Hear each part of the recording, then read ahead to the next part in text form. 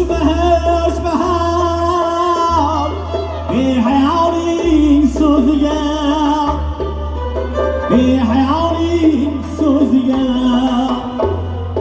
avval do'st bo'lib so'ngra dushman rejasi tuzar behudaga girdayib oro berma o'zingga behudaga girdayib oro berma o'zingga yakkangani har inson bora bora xur bo'lar yakkangani har inson bora bora xur bo'lar mard yigitning yig'latuvchi nomard bilan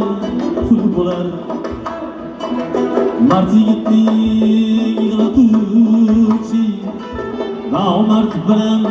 pul bo'lar nomardlarga ishonmagin davlatingga qul bo'lar nomardlarga ishonmagin davlatingga qul bo'lar davlating